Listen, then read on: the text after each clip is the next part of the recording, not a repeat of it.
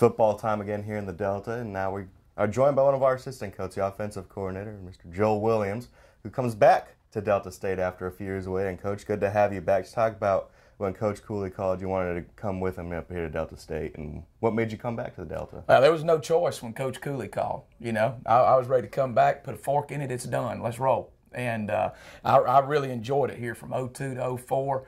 This will be my 33rd season of coaching on all three different levels, and this has been one of my favorite stops in my whole career. My wife and I have always said, hey, if we ever got a chance to come back to Cleveland, Mississippi, Delta State University, we were going to jump on it. And so when Todd called, I said, let's roll. Let's get this thing going again.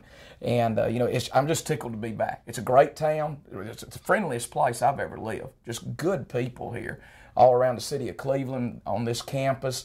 It's a program, not only football, but athletic department-wise. It's just all the tradition, the history. You can win here and you can win big, and you got the resources to do it and the people behind you. And so it was a no-brainer. And you mentioned your 33 years of coaching. What have been some of the most important things you might have learned over all of your time coaching and that you're going to apply to Delta State? Well, I think it's the reason I still do this. I don't have any plans on retiring. I want to do this as long as my health holds up. This is what I do. This is my passion. This is my love. This is my hobby. But I think the big things is number one, are you still having an influence on young people?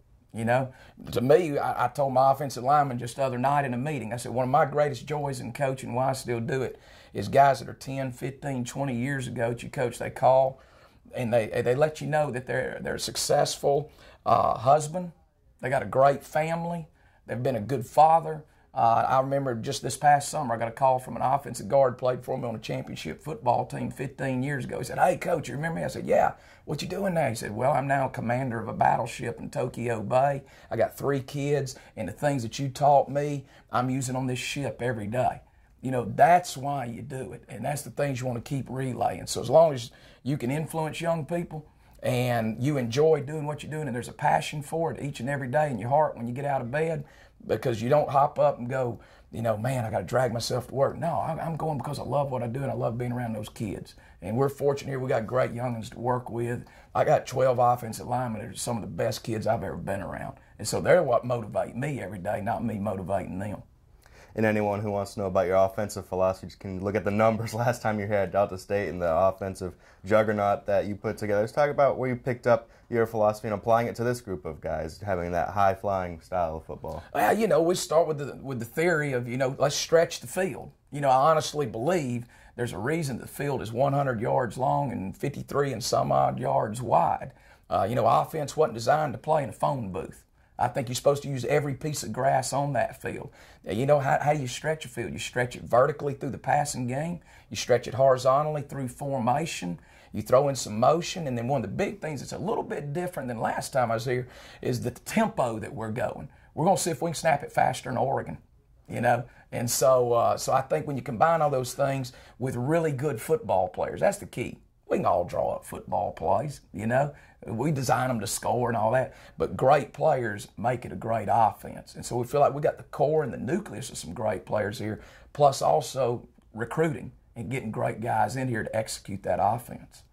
Let's talk about the challenges of switching a system. A football team last year here that was an option run team, a lot of running the ball, and moving them into more of a passing over-the-top attack that goes fast. Talk about the challenges you have in getting that system across. Yeah, there's challenges in that, but it was only 1 year. Now, it would even be a greater and more difficult challenge if that system had been in place for 2 or 3 years and that's what they had totally recruited for. Thank goodness it was only 1 year, so we're able to make that change. Receiver-wise, we got great receivers here, just not enough of them right now. We need more. And the receivers will be the first ones to tell you that. They need a little more depth. So we got guys coming in.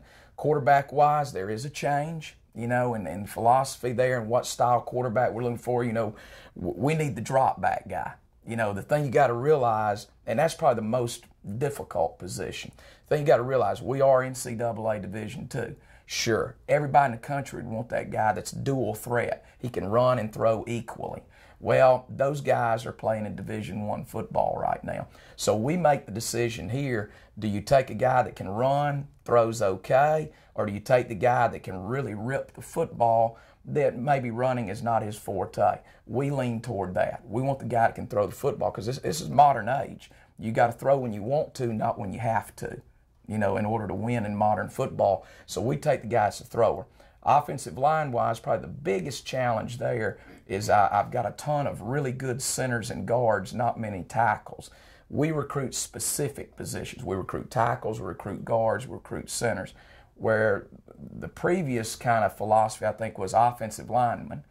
So we're a little short at tackle right now. And running back, we're loaded up. Matter of fact, we got 5 guys that can play, and we've kept 3 of them there, shifted 2 of them to what we call the H position. The kids kind of say, hey, that's Percy Harvin. Yep, that's the position. I'm a receiver. I reload as a back. I do a lot of different things. So we're kind of overcoming that challenge, and we got some guys coming in August that's going to help us there too. And Coach, spring football kind of started this week. Weather hasn't been too cooperative in midweek. Finally got some sunshine today and should have it over the weekend. Let's talk about your goals for the spring football for your offense. It all starts with fundamentals. You can talk about a big fancy offense with formation, motion, all that good stuff, but it all starts with fundamentals. I mean, that's where you got to be good. I don't care if you're talking about offense, defense, special teams. A good football team is sound fundamentally, and so that's where it all starts. Now, the second phase of that is we're going to put our whole offense in this spring. Okay, so that's going to be a challenge, but we're kind of spoon feeding them, a little bit, a day at a time, where we put in a run, we put in the reverse off of it. Reverses are not trick plays. That's just part of our offense. The play action that goes with it, a drop back pass, and then a screen. So we're doing that for 15 days, and we're going to put the whole offense in, because basically, here's the deal. With our package, it will never change. We do what we do. There's not a lot of game planning during the season. This is our package. We're going to give you about 17 different formations: run, pass, drop back, play action, screen, draw, and you're going to have to adjust to us. That's our philosophy. We don't adjust to you. We're going to try to go as fast as we can. That's the ticket. I think that's the difference with us, is the tempo that we go at. And with just being on the field for a few days, how do you think they've taken what you guys have discussed in meetings and kind of in the football classroom onto that field, and just those for really good retention. Really good retention. We kind of take an old school philosophy, offensively, that we're going to chalk it, we're going to walk it, then we're going to run it. Then we're going to work it against the defense. But retention has been very good.